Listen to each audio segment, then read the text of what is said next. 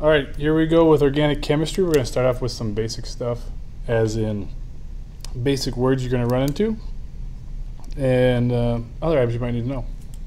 So here's the objectives. Here is the chapter and the section in the book that you can read about if you need some extra help.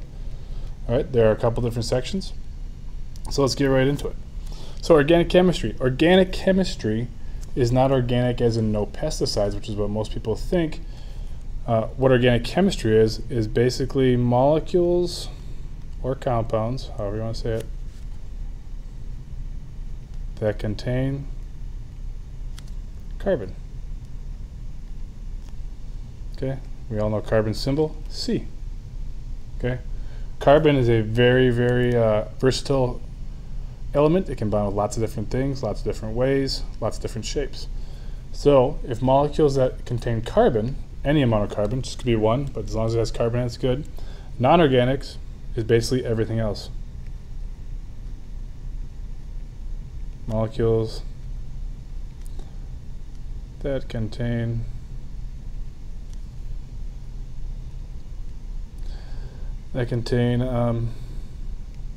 no carbons. All right, so anything like that, usually metals are going to be that kind of deal.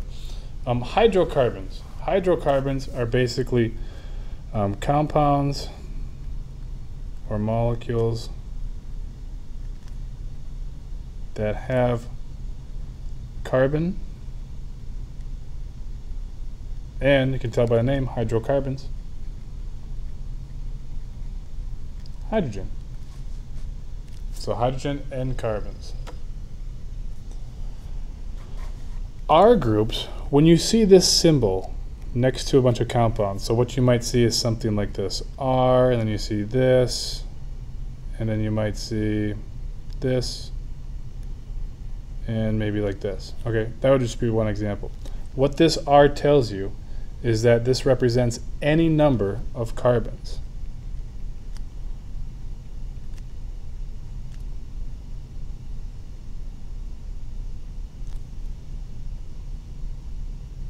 Carbons with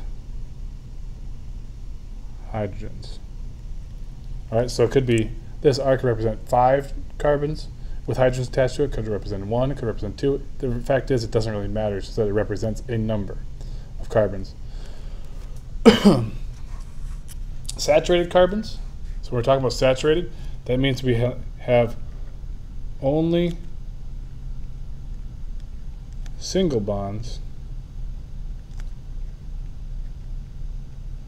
between the carbons.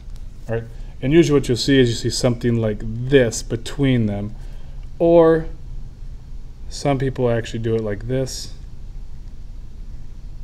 These are electrons. You actually do dot diagrams. This would be the most what you're going to see. Sometimes you'll see that, but this is what it's going to look like. These are single bonds, and it could have another single bond here, but the whole molecule only can have single bonds in it. Unsaturated means it could have, oops, it has to have at least one double or triple bond. Okay, so double or triple bond, we're talking, it's going to look something like this. Here would be a double bond, 2 lines, and then it could be, the rest could look like that. All right, but it's got to have at least one, and then a triple bond would look something like this, something like that. There we go.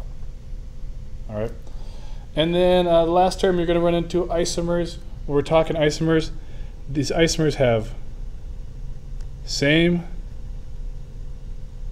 chemical formula. In other words, they have identical numbers of carbons, hydrogens, and so on and so forth, and oxygens if that's the case. But they have a different arrangement. Okay, different arrangement of molecules. All right, here's your example. Let's say we have something like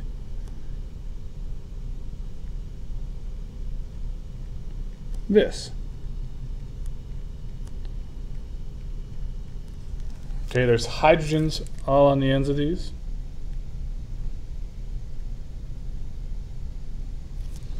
Which we'll draw in. Okay, there's hydrogens. This is actually a 4-carbon molecule. All right, that is one way of drawing it, but another way to have the same form, in other words, to have C4H10, okay, this is C4H10. Another way of drawing C4H10 could be something like this.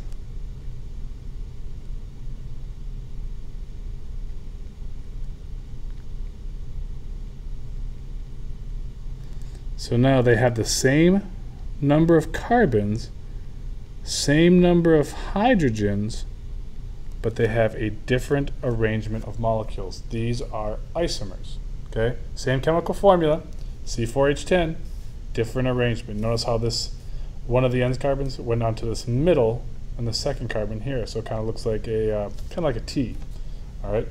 So there's your words. Organic, non-organic, hydrocarbon, R group, saturated, unsaturated, and isomers. We're going to use those a lot, so make sure you guys are well aware of how they kind of relate, and as we use them in the unit, hopefully you will become familiar with them.